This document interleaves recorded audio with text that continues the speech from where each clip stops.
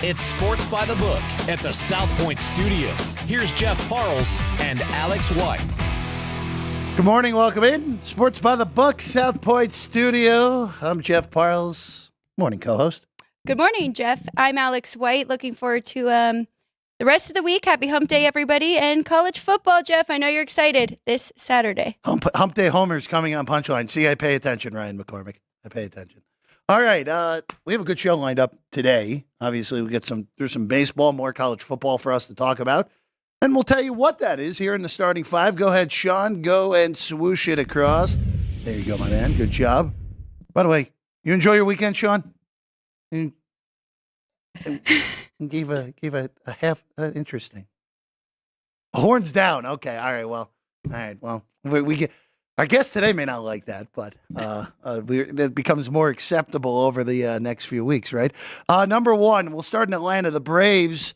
Marcell Ozuna bails them out last night. Braves win 3-1. They beat Zach Wheeler. Today they'll throw Max Fried against Aaron Nola. Phillies are minus 107 behind us. It's actually a favorite flip. Atlanta opened minus 116 in that one. Total 7.5 for that one in the ATL, Alex. Really good matchup in that one, and a good one here at number 2. Logan Gilbert and the Seattle Mariners take on Jack Flaherty and the Dodgers. Dodgers minus 165 in this one. Total 7.5 flat. Well, the next one is the Guardians and the Yankees. If you had the under, pour one out for yourself yesterday, where you were good until the 12th inning. No one scored for 2 extra innings, and then there was 8, so that game goes over. Cleveland wins that first game, reclaims the number 1 seed in the American League. They're big dogs tonight, though. It's Cortez and Cantillo in the Bronx, minus 190 on the Yankees. Total 8.5. You want the Guards? Take back plus 175. That's the thing about baseball, right? So when you bet hockey unders and it's tied up at the end of the third, you're feeling really good, right? No, you're good. You're good. Next one to score or go to overtime. Not so much in baseball. It was a tough break for me. A couple bad beats for me yesterday in baseball. Number 4, 2 on tap for the WNBA. Biggest game on the board. Minnesota Lynx, best defensive team in the league, comes to Las Vegas. Aces. Big mover here. They are now a 7-point favorite total. It's what I'm interested in. Sitting here at 167.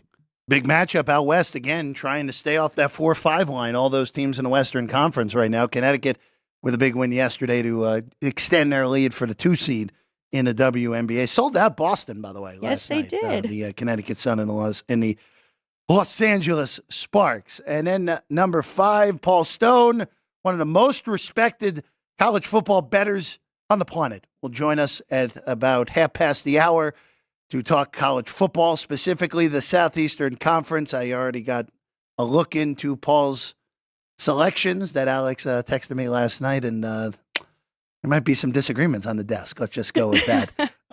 But we'll have Paul Stone joining us at 9:30 talking SEC football, what he sees for the season. We'll also ask him if he has anything for week 0 coming up on Saturday. 4 games, of course, even though, Ryan, you guys talked about it yesterday. Do you guys talk about the Delaware State plane, the issue getting out of New York? No, not really. Yeah, they didn't make their flight, so who knows if that game will actually happen as expected for Hawaii and Delaware State on Saturday night. I will say I felt kind of bad yesterday. When Paul Stone texted what he wanted to talk about, I just copied it, sent it right over to you. You gave me a nice thumbs up, and then I went back and read it, and I was like, oh, that one might have hurt a little bit. You know what? You know what? We'll talk about it later in the show, but I'm starting to see a common denominator on a few things, and I'm going to ask Paul the question that I think, not only think actually, Bud Elliott brought it up, and along with Sam brought it up. So I think I understand the angle. I don't have to agree with it, but I can understand the angle. All right, let's go to some baseball here. Alex White.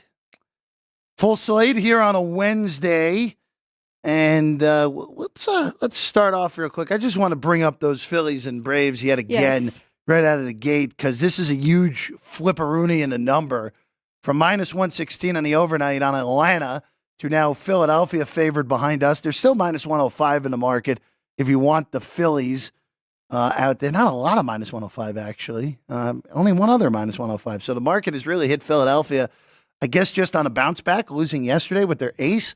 I'm staying off of this, but again, Alex, during this stretch where the Phillies have been inconsistent, their offense has let them down, and it let them down last night. Yeah, they really have. I mean, even looking at the numbers here, big difference, even from the Phillies to the Braves. Phillies 81 WRC plus in their last three, compared to the Braves, who we know have struggled offensively, 139 WRC plus in their last three. So, yeah, the Phillies, they really got to get their bats going again. I'm going to stay away from this one as well. If both offenses can get going, we can get past these starting pitchers that are both above average in the league. Lean a little bit to an over here with these two, but I don't want to take that with Aaron Nola and Max Fried on the mound. So that's, stay away from me. But I do want to mention, too, Diamondbacks going for the sweep over the Marlins with Montgomery. And then I don't have this on my list, but I was looking at the Cardinals today trying to avoid the sweep against the Brewers with Kyle Gibson on the mound. Stayed away yesterday with Fetty, though, so I don't know if this is a great time to jump in. Cardinals have lost 7 of their last 8. That National League Central race is done, as we've said. It's the only race in baseball that I feel confident in saying that 11.5 game lead for Milwaukee right now over the Chicago Cubs, who have vaulted into second place. There you go. You want to Ryan McCormick waving the flag there? I don't know. No W flag. None. 11.5 over the Cubs. Diamondbacks 1 game behind San Diego for wild card number 1, 4 behind the Dodgers. Padres just keep finding ways to win games. We'll talk about them a little bit later with a big 8th inning last night to come from behind and beat the Twins in that one, looking for a sweep this afternoon or early evening in San Diego. All right, let's go to Alex's list here. Let's start with the Astros and the Red Sox. This has been a funky series so far down in Minute Maid. The Astros, of course, winning on walk-off fashion 2 nights ago. Last night, Red Sox got them back. Basically, all the runs in the game scored in the first inning. Only 1 run in the final 4 innings of the game. Astros, minus 130. Red Sox plus 120 here, Alex. 8.5 your total. I do like the Astros in this game. I do think that's a cheap price. And, of course, I was on them yesterday. A little bit of the zigzag, kind of like you were talking about with the Phillies and the Braves. I think this is an even better spot for them. Justin Verlander on the mound. But instead of going that route, I decided to go team total over for the Astros. It is 4.5 here at South Point. But really looking at Criswell, I mean, he has not even pitched very many innings. He went 3 1/3 against Baltimore, gave up 9 hits and 6 earned runs. That's his last start. Didn't even make it through a full inning against Kansas City. 2 innings against the Rangers with 2 hits. No earned runs in that one, but they did take him out pretty early. 3 against Seattle, 1 against the Yankees. So I think this is more of a fade of Cooper Criswell, and I do think the Astros will win the game. Don't know exactly what we will get out of Verlander, though, so I'm going to go with their team total here over 4.5. Justin Verlander making his first start since June 9th, has been on the IL twice this year, began the year on it, and then went back on in June. So again, 5 innings, maybe 6 for Verlander. So like Alex said, not a lot expected, at least lengthwise, from Verlander in his first start back off the IL. I do want to bring up the Yankees and the Guardians just real quick, Alex, because this is another aggressive mover from the overnight. $1.60 on New York to $1.90 now, plus 150 to plus 175. I don't know if I can get there just because of Cantillo and my concern of facing that Yankee lineup in that ballpark, but this price is getting awfully juicy on Cleveland here now. Again, getting 25 cents better than what you would have gotten the overnight. It really is. I thought that minus 160 was the correct number here, and bettors are all over the Yankees. Looking at their offensive numbers, I mean, these two are pretty even right now, and neither are really good. Guardians 63 WRC plus in their last 3. Yankees 54, just 257 slugging in their last 3. A lot of red right here for their offense. So I'm with you. I mean, if you were going to take any side, I would go with that plus money and Cleveland here. Moving along, let's go to Pittsburgh and Texas here. Domingo Germán back in the major leagues against Andrew Heaney of the Texas Rangers. Pirates have been genuinely awful over the last month plus, up to $1.50 on this one on the Rangers, plus 140 on Pittsburgh. 8.5 the total, Alex. 8.5 I just feel is too low here. Made it 9.5. That's a whole run difference. Not overly enthusiastic about either pitchers here. I mean, the real question is, can their offenses get going? Because we do have some red here as well. But Pirates, I mean, they have been batting better as of late. And the Rangers, of course, do factor WRC plus 124 because we know they do have the guys in the lineup if they can just put some things together. So I'm taking a shot. Not a huge play for me, as I haven't really been betting a lot of money on these MLB, kind of waiting for football, but small play for me on over 8.5 between the Pirates and the Rangers. Do you want to just bring up Orioles and Mets going for this series? So Cole Irvin is in for Eflin, who got scratched.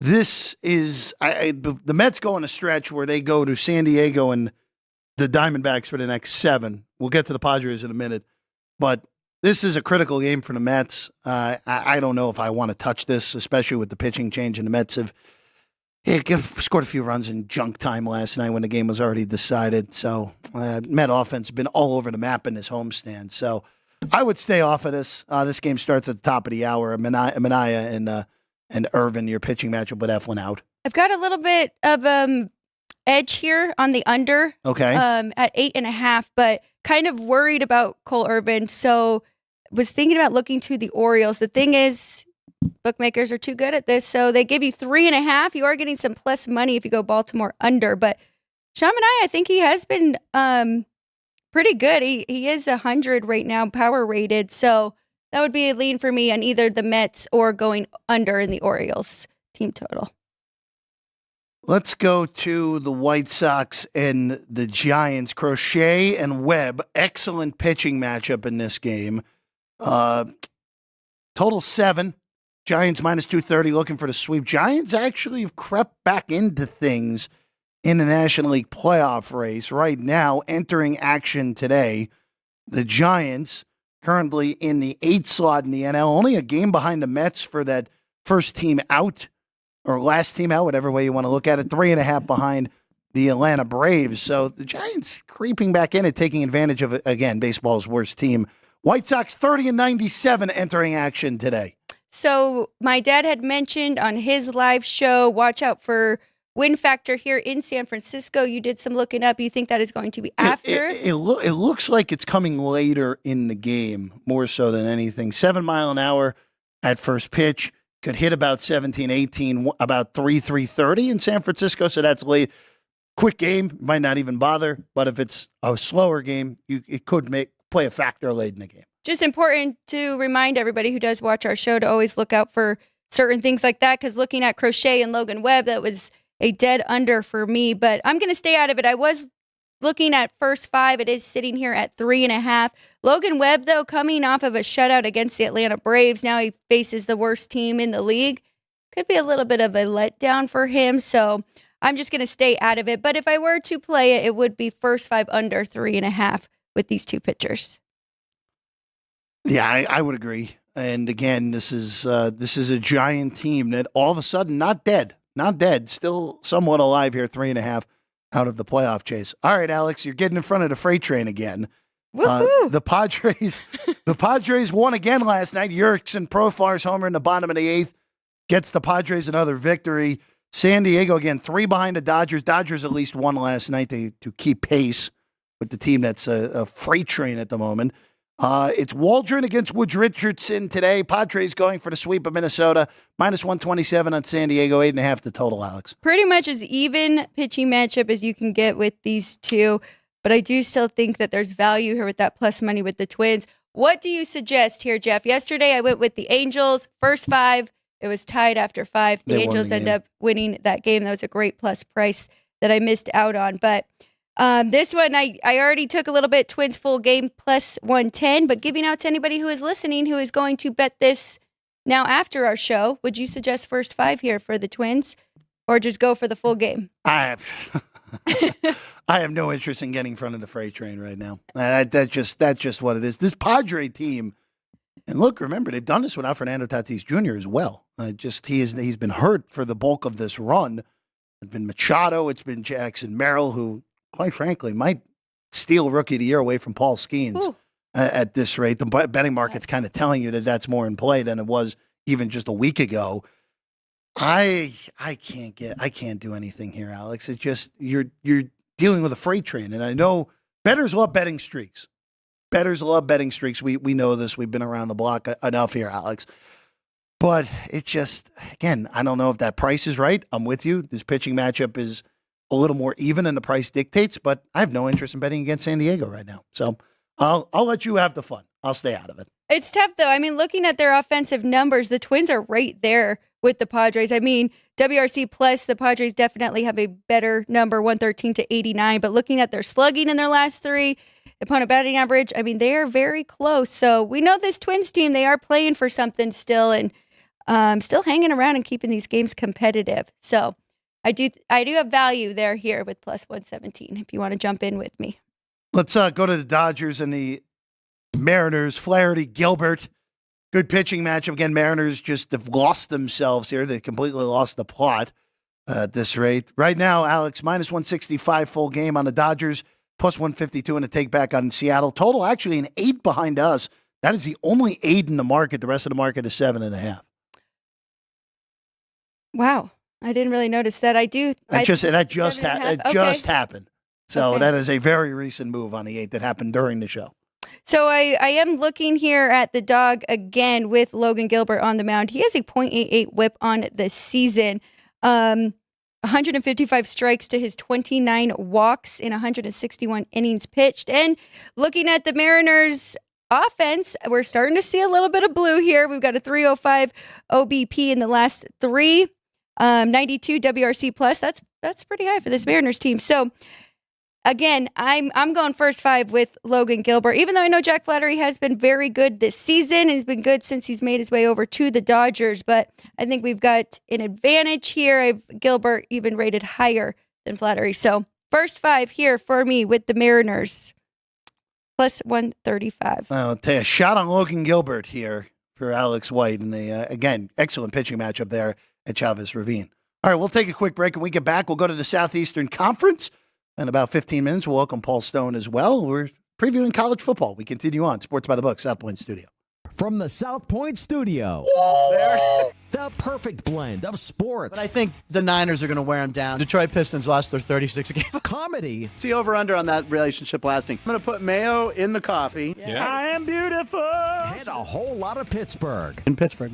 Pittsburgh. Yeah. Pittsburgh. Join Ryan McCormick. That's at least 2 picks outside of our own in the first round next year. Oreo. And host Frank Nicotero. I look at the clock, I go, Watch Punchlines live at noon every weekday.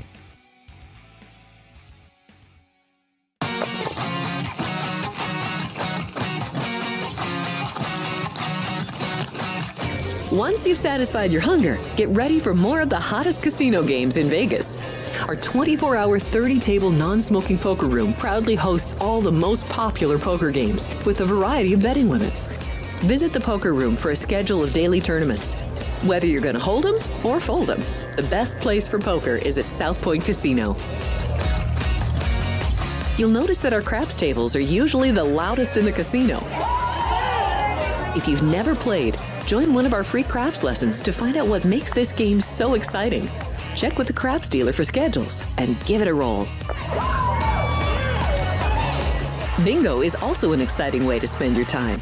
We offer 7 sessions of bingo every day. Bingo! And each session includes a cash ball jackpot, 12 bingo games, a progressive double action game, and a $10,000 bonus coverall. Electronic units are available. If you haven't played bingo with us, give it a try today.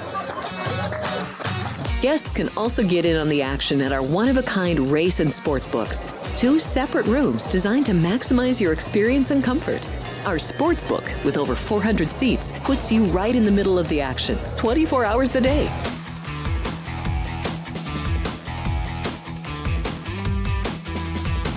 Welcome back in Sports by the Book, South Point Studio. Jeff Parles, Alex White. Here as always, joining us in about 12 minutes from now, Paul Stone. Going to talk SEC football with him, but we'll give our thoughts right here, right now. Again, the number 1 conference in the land, very, very top-heavy this year. And if you look at those odds to win the Southeastern Conference, I forgot to grab them from the middle of the desk. I apologize, everyone.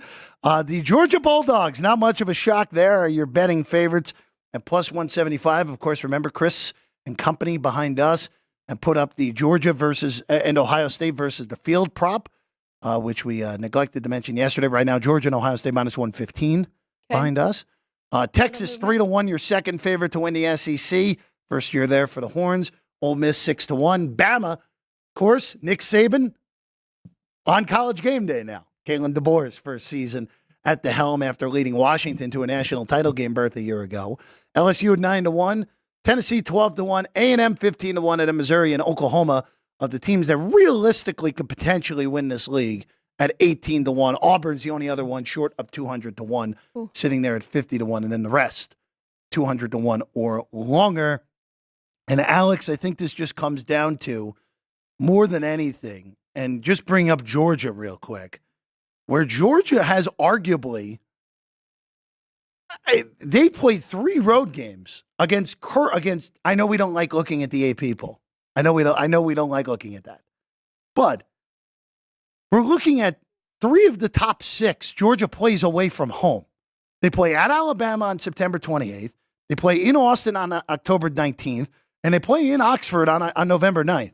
By the way, they also mix in a home game against Tennessee, who's not a pushover this year. Now, I'm not saying Georgia's going to go 8-4 or 9-3 or anything like that. And I think a 9-3 Georgia would still make the college football playoff if they lost all tight games to those 3 teams. This is really difficult any way you slice it. And there are win totals out there right now. Alex, what are we sitting at here in the conference win total for the Georgia Bulldogs here behind us? Georgia Bulldogs conference win total at 7, under minus 115. Yeah, I wish you'd seen a 7.5, even at significant juice. I'd go under that. But I would still look to a conference win total under Georgia. 10-2 Georgia still safely gets in. But Alabama, Texas, Ole Miss, that's a gauntlet away from home. No, it really is. I mean, the only problem is Georgia is a little bit of a tier above the next ones, right? It's Georgia, and then right under it, you've got Texas, Bama, Ole Miss, even Mizzou, and them kind of bunched up there. So I do think with the return that they have with the letdown season of last year, get Carson Beck back, I do think that they are. I think they'll go 2-1 in those 3 games that you just mentioned. So it's hard to bet an under with this Georgia Bulldogs team and just this program that we've seen throughout the years. We both picked them to make it to the championship game. No, I know. I'm just throwing it out there for no, people it's a very good point. For people that are just looking at blindly just betting Georgia overs or whatever. It's be a lot more caution than usual because of the way those road games broke down. And like you said, yes, we both still have Georgia going to Atlanta and inevitably, at least for me, winning the SEC yet again. It's part of the reason I also have Carson Beck as the short shot that I'm looking at in the Heisman Trophy. Again, depending on where you're looking, Gabriel, we mentioned yesterday of Oregon, Carson Beck, another betting favorite, either the second favorite or favorite, depending on the books you're at. Again, Georgia's offense actually, I think, is a little ahead of their defense going into this year, which is an oddity to say. And Beck is part of the reason for that. So Carson Beck is the short shot I'm looking at. You see on the screen right now, Luther Burden, the third out of Missouri.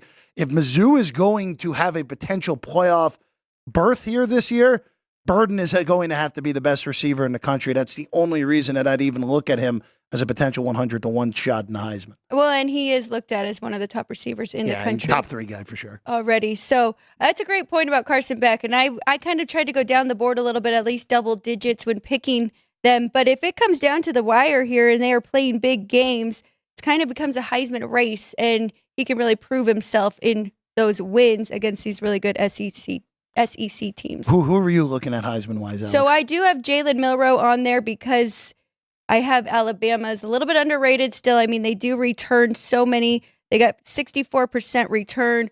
We know DeBoer has proven himself as a good coach, gets all this talent. I do think Jalen Milroe is better than we have seen just yet, and he's got a lot of the same characteristics as Michael Penix Jr.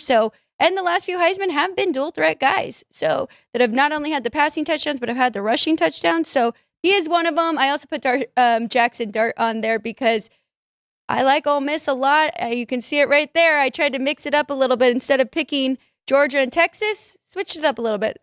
through the Rebels on the east side, or the East Coast, picked them to make it all the way to the championship game here. So everything checks out from what you said there, where if you have Ole Miss in the SEC title game, I think if Ole Miss makes it to Atlanta, Jackson Dart probably is winning the Heisman Trophy at this rate. You had Alabama in your what a weird thing where Alabama's in the undervalued category, which then leads you to what you said with Milroe. Just why did you put Bama in the undervalued category? Just because, they are usually the top. But looking at their win total sitting here at 6, I'm not jumping to take that over, even though it is plus money. That's conference win total, Alex is mentioning. Conference win total, yes. Otherwise, that would be a definite, they are undervalued.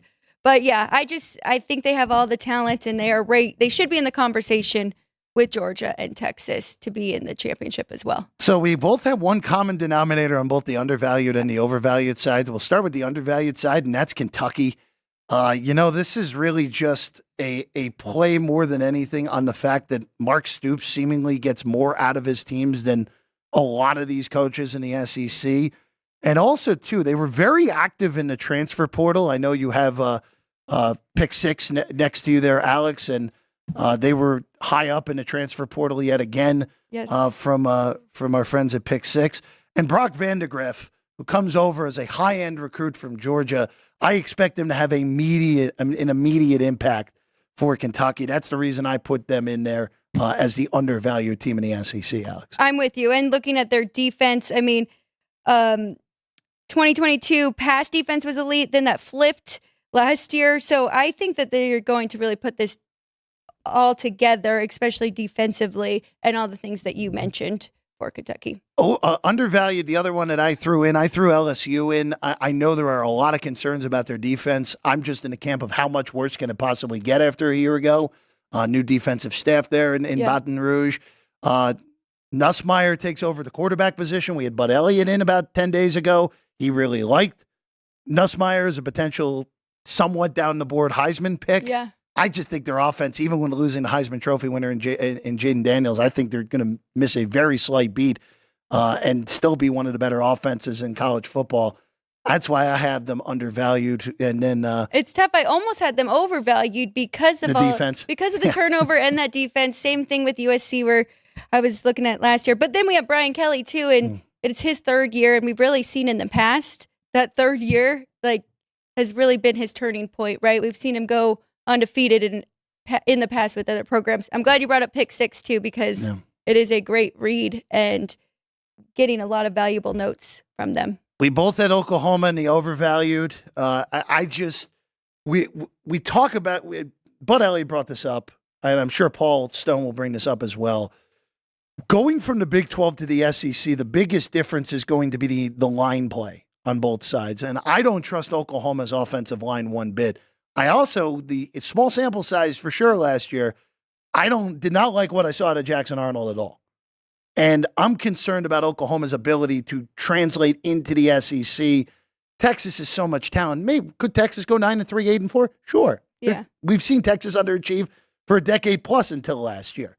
But Oklahoma feels like the more sure thing to go underachieve this year. And I know that's 7.5 win total. I have Oklahoma at 6-6. So I just think they're going to be 500 at best this year. You said you don't trust that offensive line. That's because it is a full turnover from last year. So that is definitely a concern. That's why they are on my overvalued. And the same thing, just the move. So I put both teams that are making the jump, Texas and Oklahoma. I do think Texas is going to be good, but they just had a huge blow to their running back room. So that concerns me as well. And then that's why I don't have them making it to the championship right here. I think there's going to be a little bit of an adjustment that isn't really calculated in just yet. Again, for the SEC, this is the biggest question mark with this new format is how many teams is the committee going to be comfortable putting in? And right now, Georgia, Alabama, Texas, LSU, Ole Miss, Missouri, Tennessee. I just listed 7. I think 7 of the 16 have legitimate chances to get in. Things go right for Oklahoma. You could even throw them in there. But this is, I think it's just going to be all on the comfort of what the committee is willing to put in. I think they max at 5. Yeah, but more I think so, realistically too. than not, probably get 4 in when it's all said and done. I'm definitely in the camp of getting at least 4 in. I'm excited to talk about our smaller conferences and talking about the ACC and the Big 12, because those are the two big question marks, right? Whether they will get 1 or 2 between those conferences, which makes things a little bit interesting. But this conference right here, I mean, I'm after covering Big 10 yesterday too, and then going to the SEC, this is the conference that's going to have the 4. Big 10, maybe just 3. We're a little bit higher. We'll see. We'll see. We'll Yeah. see what the committee does. Again, it's kind of an unknown thing with this 12-team playoff moving forward. By the way, tomorrow in our previews, ACC and Notre Dame come your way tomorrow on the show as we continue on in these conferences. But we have more SEC talk coming your way in 2 minutes from now, because Paul Stone, one of the most respected college football bettors there is, joins us next right here on Sports by the Book. Have you always wanted to enter the biggest and best football contest in Las Vegas, but didn't know where to start and who to trust? Look no further than footballcontest.com to get the info you need to succeed, including breakdowns of the most popular and highest-paying football contests in the world, such as the Westgate Super Contest, Circa Sports Million, and Circa Survivor. Plus, find out how you can reserve the most trusted proxy in the business right now at footballcontest.com, as Maddie and Tony have been leading the way for over a decade with more than $10 million in winners during that time frame. All you need to do is find a way to get to Vegas sometime this summer and sign up for these football contests in person. Then let Maddie and Tony do the rest. They will submit your picks for you and help you focus on doing what you do best, picking winners. Don't miss out on the action this upcoming football season. Experience matters. So go with the pros at footballcontest.com. That's footballcontest.com.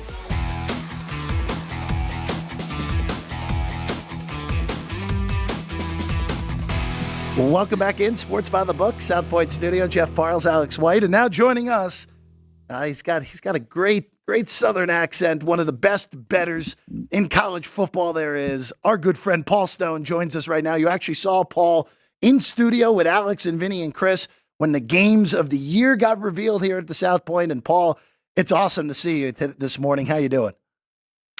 Doing well, Jeff and Alex. Just great to be with you both. And got college football this weekend, kind of an appetizer of 4 games during week 0 with things really kicking off next week. But it's great to have college football back. Great to be on the air with you guys. It's awesome to have you. And let's just start. Of course, you're based in Texas.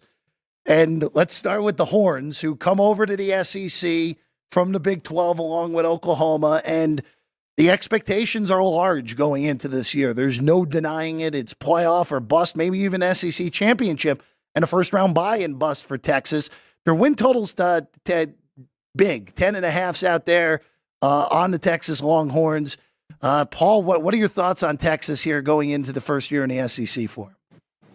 Well, I mean, Texas is ranked number 4 in the preseason wire service polls. I also have them power rated number 4, as do many folks that I follow. They certainly return a solid core of performers.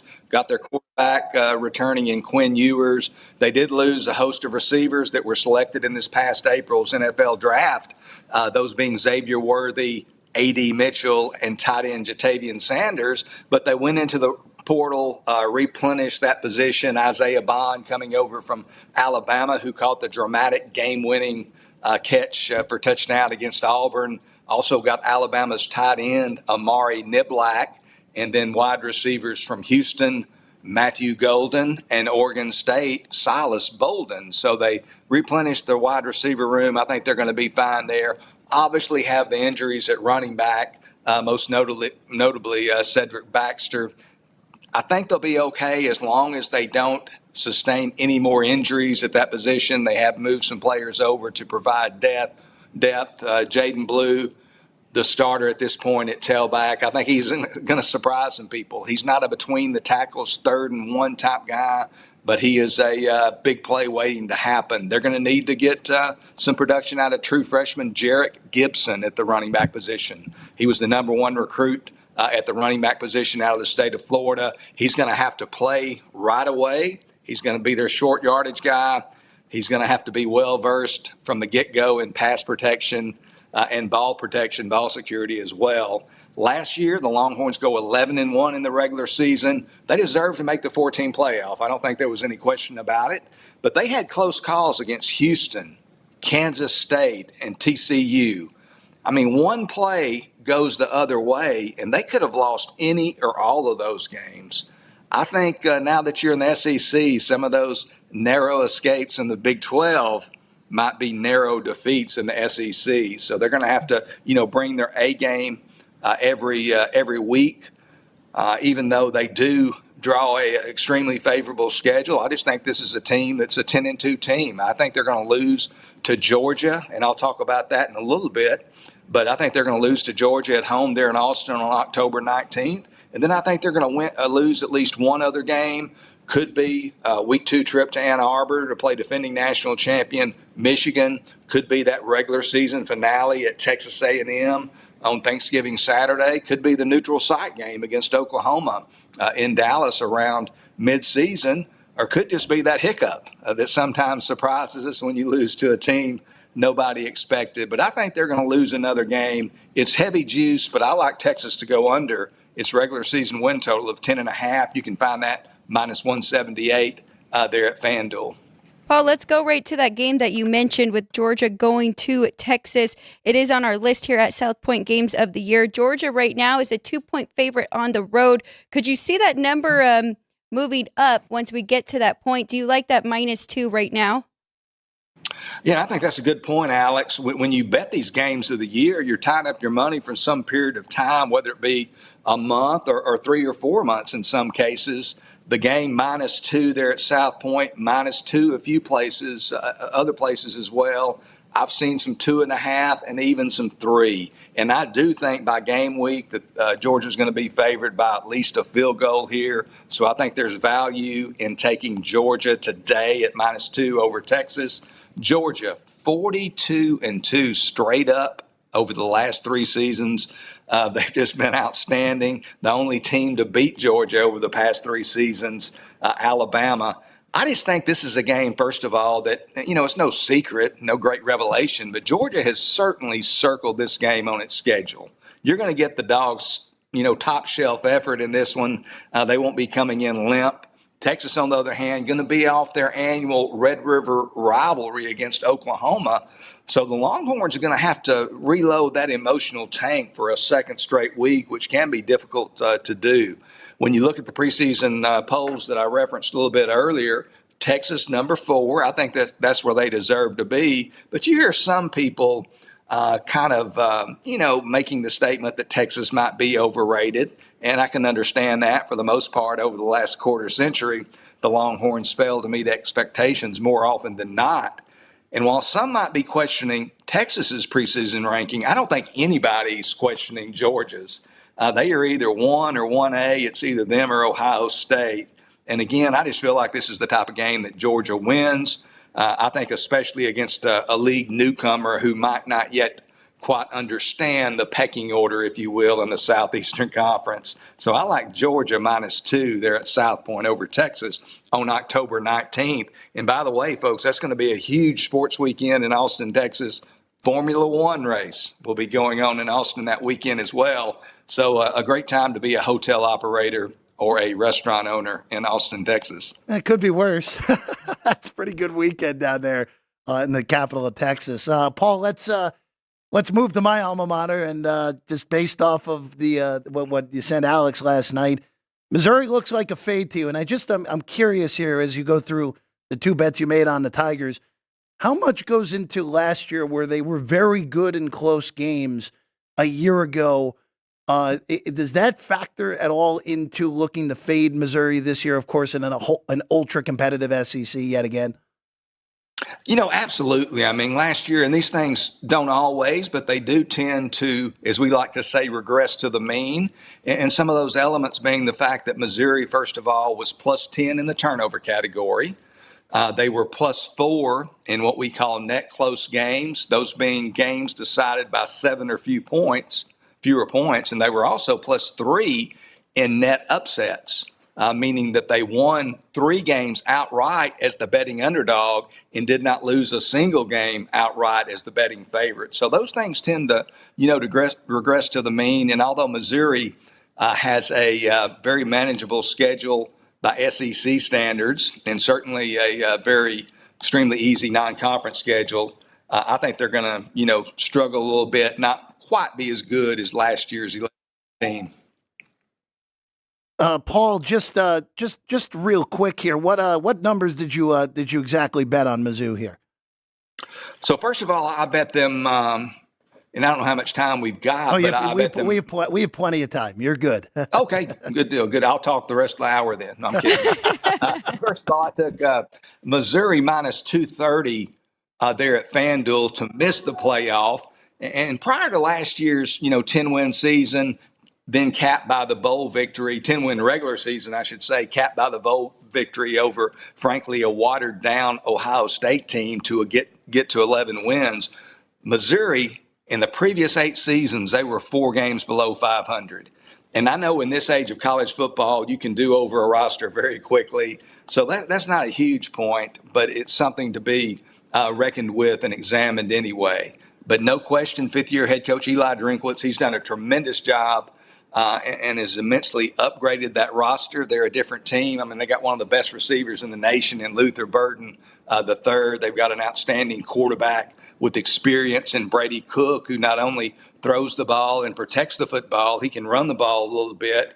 But I just look at this, last season and the players they lost coming back to this season, and you look at that 2023 team. First of all, defensively, Missouri had 5 defensive players selected in the NFL draft. And that was a pretty good Missouri defense. They gave up an average of just over 20 points a game. Most of their hay was made against the easier teams on their schedule, but they were at least a mid-level or slightly better SEC defense. But 5 defenders drafted, and not all in the late rounds. They had 3 defensive players selected in the first 3 rounds of the NFL draft, and 1 at each level of their defense. And first of all, they had defensive end Darius Robinson selected in the first round. Their top cornerback, Ennis Rakestraw, went in the second round. And then linebacker Tyron Hopper goes in the third round. So that's just a lot of big-time performers lost at all 3 levels of that defense. So I don't think their defense is going to be as good. And then you look at the offense, and most of their talent and most of their players are back on the offensive side of the ball, but they do lose 1,600-yard rusher Cody Schrader. He was kind of the heart and soul of that Missouri offense. They bring in 2 guys from the Sun Belt Conference, Nate Noel of Appalachian State and Marcus Carroll from Georgia State. Both had a lot of success in the Sun Belt, but the Sun Belt's not the Southeastern Conference. This is an immense step up in class. I think they're going to have some success, but even collectively, I don't think they're going to replace Schrader's production.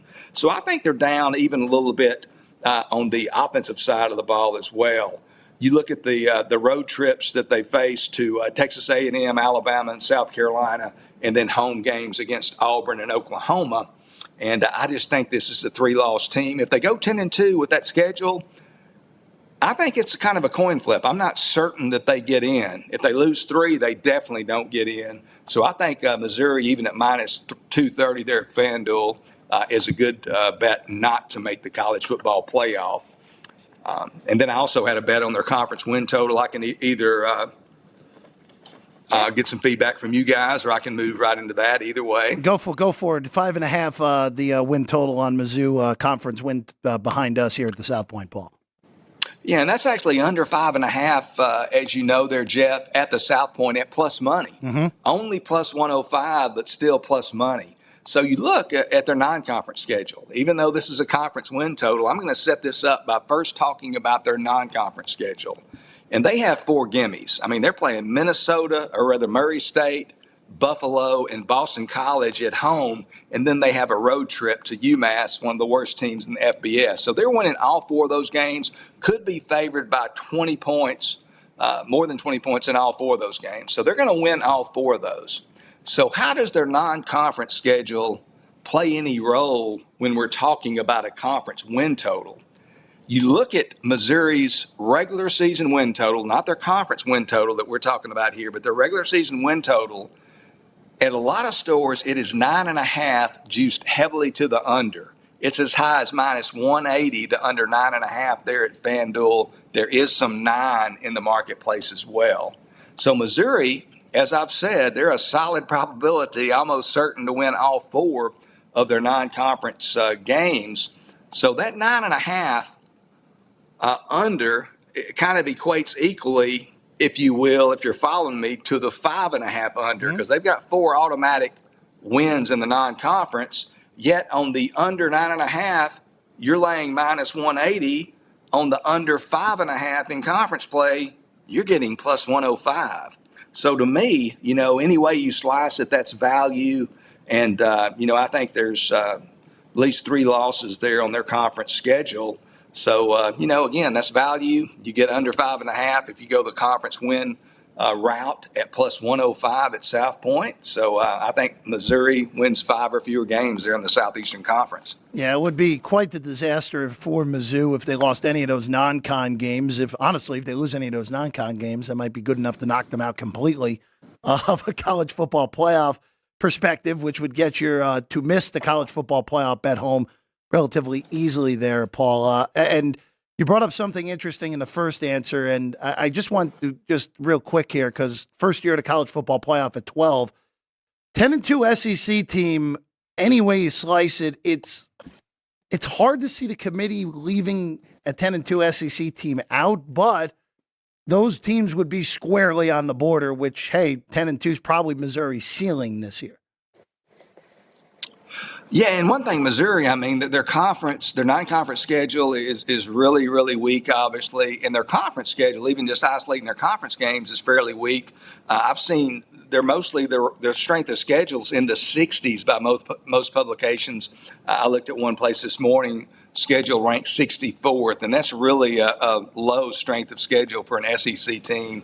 So I think just about any other SEC team besides Missouri at 10-2 gets in, but I think that schedule, if things don't fall their way, could hurt them even at 10-2. But I would think at 10-2 they probably get in.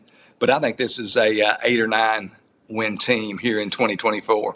That's a perfect segue to my question. It's become one of my favorite topics because this is the first year. There are so many unknowns, but I'm curious your opinion, Paul, on how many SEC teams you think are getting into this 12-team playoffs, and then where you're at with the other conferences. Yeah, SEC, there's no question they're getting at least 4. Greg Sankey's influence on college football, one of the most influential persons in all of sport, they're getting at least 4 teams. So to me, the question becomes 4 or 5.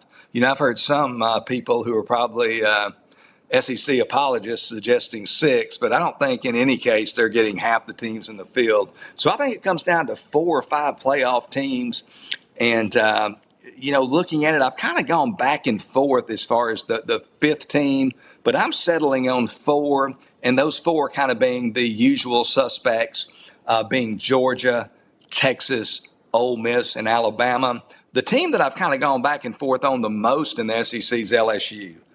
I had them in for a while, then I took them out. But they've got a new quarterback in Garrett Nussmeier, played a lot of football, but it's his show by himself for the first time in his career. They lose 2 first-round wide receivers that were drafted in the first round in Malik Neighbors and Brian Thomas. Just a lot of talent to replace there. And that defense, let's be honest about it, still not a championship caliber until we see something different than what we've seen the last few years. I see Missouri, Tennessee, and even perhaps Oklahoma, even though they play a very difficult schedule, is the other possibilities from the SEC.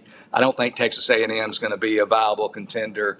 So I'll, again, go with those 4 in the SEC, Georgia, Texas, Ole Miss, and Alabama.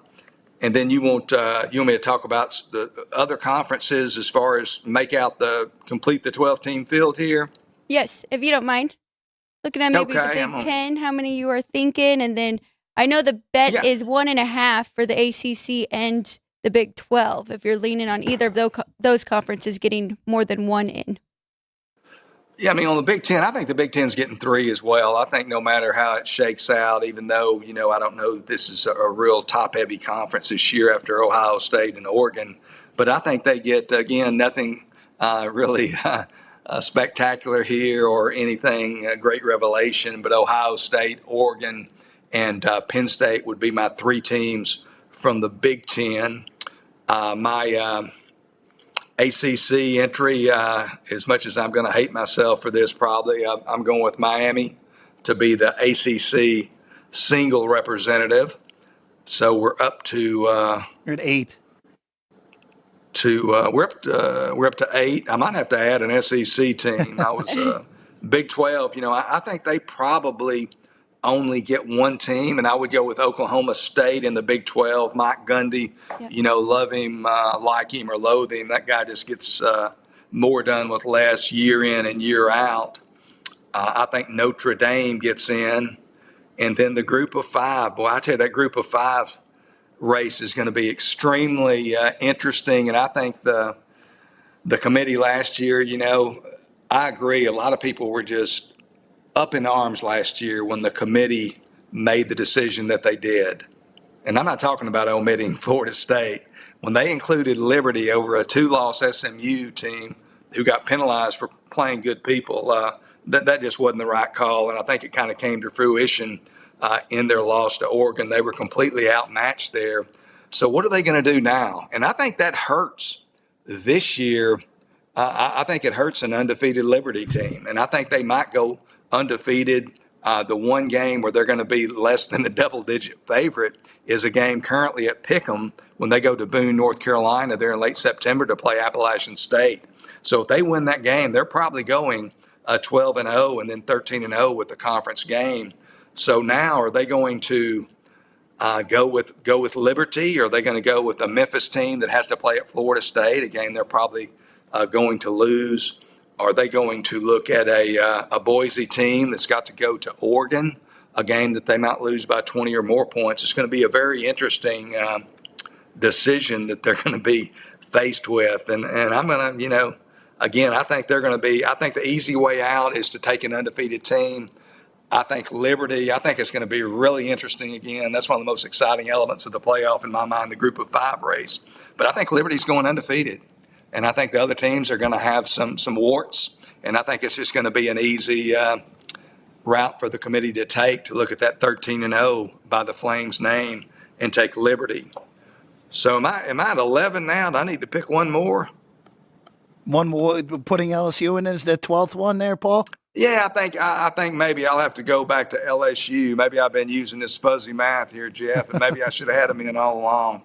So, LSU, and I think it's going to be very competitive again for that 5th spot in the SEC. Missouri again, with what Drinkwitz has done there, and with Brady Cook at quarterback and Luther Burden, they could be that team instead of LSU. Tennessee with their new quarterback and with a lot of talent at wide receiver. If they get some help in the back of the defense and their secondary, they could be that team.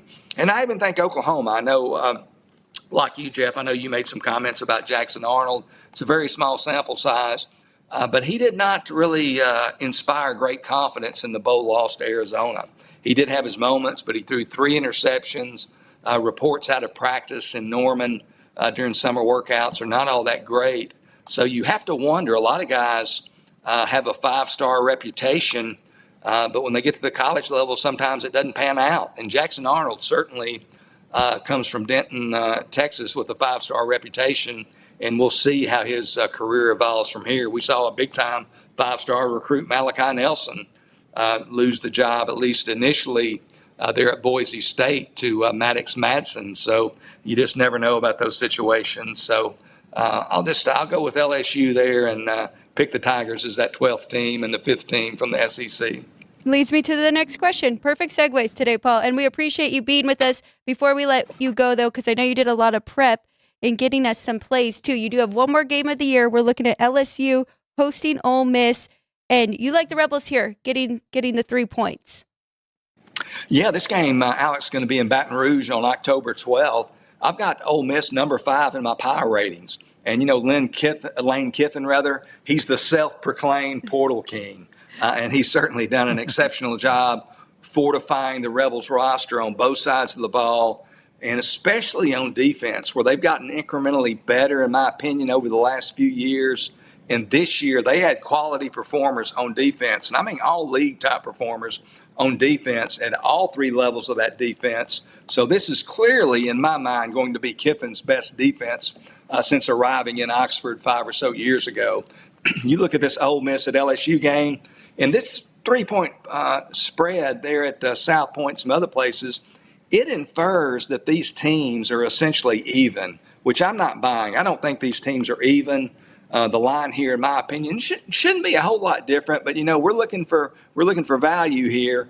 This line should be LSU maybe -1, but maybe more like it pick 'em. So I think this is really a game that should be around pick, and I believe getting a field goal here with Ole Miss really represents value.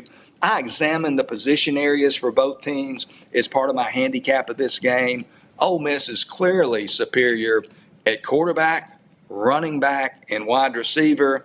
LSU might have just a real slight edge on the offensive line. Then you look defensively, the Rebels are clearly better on the defensive line. The linebacker unit, those units are pretty much even. And then the secondary, which LSU in the past has prided itself as DBU. I think Ole Miss is a little better than LSU in the secondary.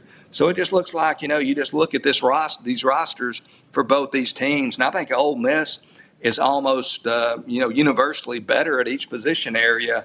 One advantage that LSU has is that they'll be off a bye, so that is certainly an advantage.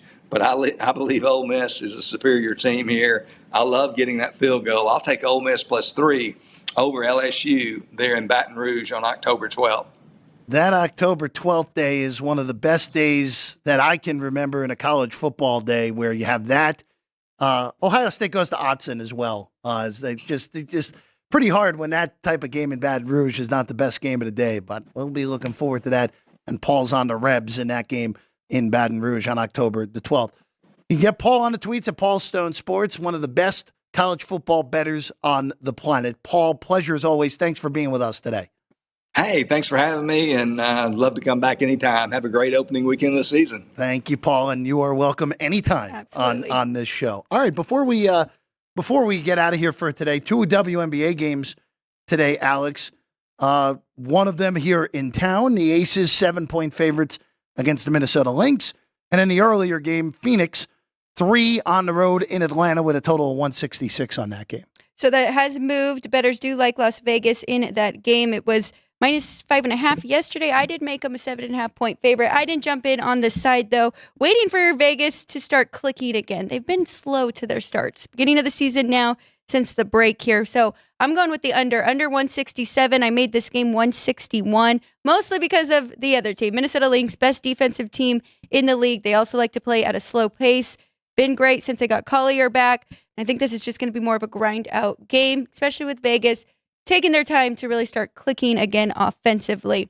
Looking at the first game, I agree with the bettors as well in this one. I mean, they took the Mercury -1.5, took the -2, took the -2.5. Now it's sitting at 3. Now it is a definite stay away from me. I'm excited. I was pretty high in Atlanta to start the season. Injury bug. They have Ryan Howard back. They got Jordan Canada finally. 1-2 in a row and against pretty good teams, so they've looked good. I stayed away from this one. It would have been a play on Mercury at a shorter price, but I'm just going to watch this one and see what happens between Phoenix and Atlanta. Dream trying to get back in the playoff hunt right now, trying to get back into that 8 slot. And Chicago's letting them. Yeah, the Sky have not played well out of the All-Star Olympic break, whatever you want to call it. Right now, Sky 1.5 ahead of the Dream. Dream, again, still only 9-17. Been a struggle this year for Atlanta, but that's still good for 9th because the bottom of the league really not good this year. All right, that's what we have for you here today. But before we get out of here, you're not done yet today, Alex White. You're on Punchlines at noon, and we'll bring him in. The producer of Punchlines, our good friend Ryan McCormick, who is all dressed up as, actually, not only is it a throwback, it's an actual legitimate throwback now because Derrick Henry, of course, is now a Baltimore Raven there, Ryan McCormick.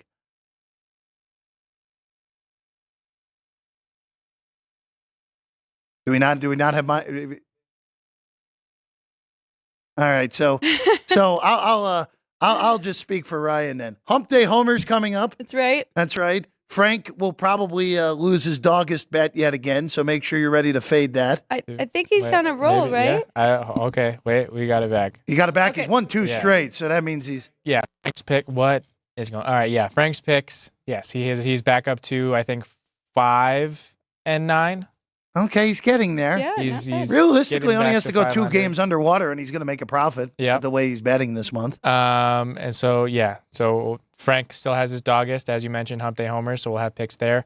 And then you guys talked about a little bit of WNBA action. We have a quota on punchlines to meet when talking about Caitlin Clark, so we'll have one of those today. Okay. And then a couple other good things from Major League Baseball, NFL coming up later, preseason later this week. So a bunch of good stuff with Post with Punchlines at noon. Sounds good. Sounds good. It'll be a lot of fun. As always, noon right here on the South Point, at the South Point studio. Punchlines FN, where you can find that show. Of course, for us, Sean, you can take the graphic. We have all new social media channels, and make sure you're following all of them. At Sports by the Book on Twitter, X, whatever you want to call it now. TikTok. Alex is going to have to teach me how to use TikTok. On YouTube as well, at Sports by the Book. Remember, it's going to be the exclusive home of our shows very soon. So make sure you're watching and subscribe to Sports by the Book on YouTube. And, of course, Facebook and Instagram, Sports by the Book LV for that company's Very stuff. active chat, too, right now in the Sports by the Book YouTube channel. So make sure that you have switched over to that as well.